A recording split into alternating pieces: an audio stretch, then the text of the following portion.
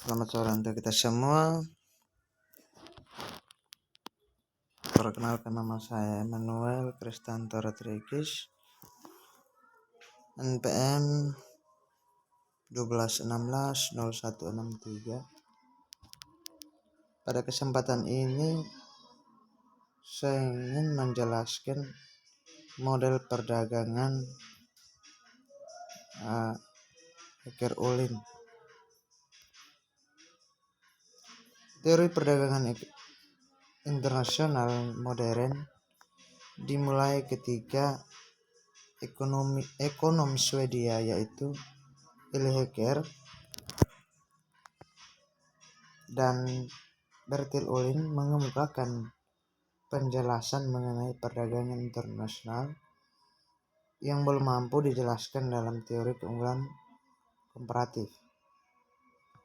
Sebelum masuk dalam pembahasan teori Hacker-Ohlin, teori klasik akan sedikit menjelaskan mengenai kelemahan teori klasik yang mendorong munculnya teori Hacker-Ohlin.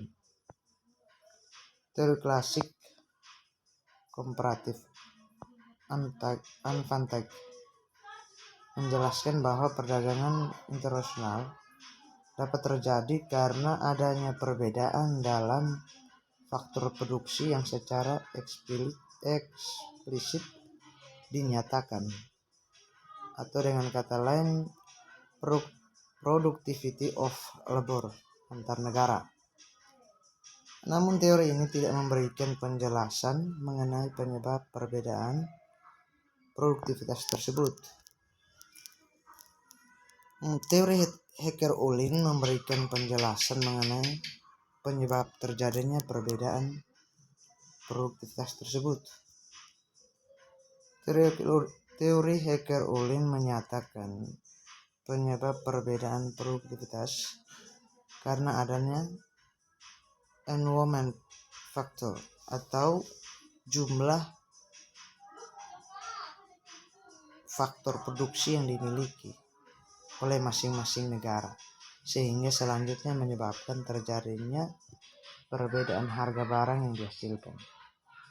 Oleh karena itu, teori modern Hacker-Ohlin ini dikenal sebagai the proportional factor theory. Penjelasan analisis teori Hacker-Ohlin ini menggunakan dua kurva, yaitu kurva Isokotz dan Isokwan. Isokotz ini berarti kombinasi dua faktor produksi yang dapat dibeli dengan jumlah uang tertentu. Seperti pada kurva yang pertama ini menjelaskan total biaya produksi sama.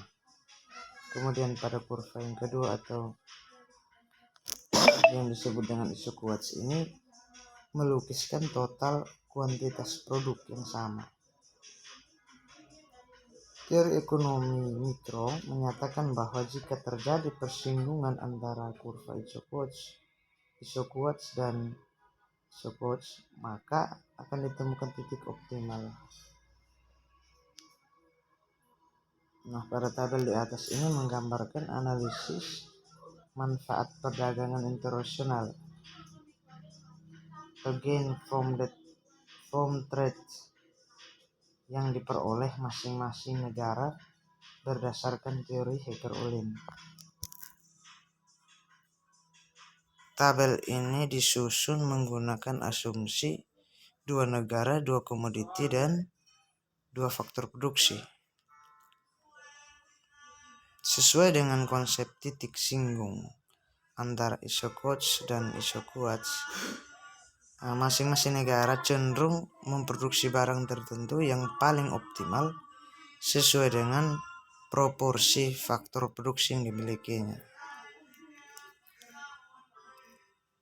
Kemudian kurva Isokwan itu artinya kurva yang menggambarkan total kuantitas produk yang sama, seperti pada gambar di atas di samping. Titik optimal yaitu titik persinggungan antara kurva Isokotz dan Isokwan. Jadi dengan biaya tertentu akan diperoleh produk yang maksimal. atau dengan biaya minimal akan diperoleh sejumlah produk tertentu. Ya, kemudian kelemahan dari teori Peter Ulen ini, misalnya jika jumlah atau proporsi faktor produksi yang dimiliki masing-masing negara relatif sama, maka harga barang yang sejenis akan sama pula, sehingga perdagangan internasional tidak akan terjadi. Sekian dan terima kasih.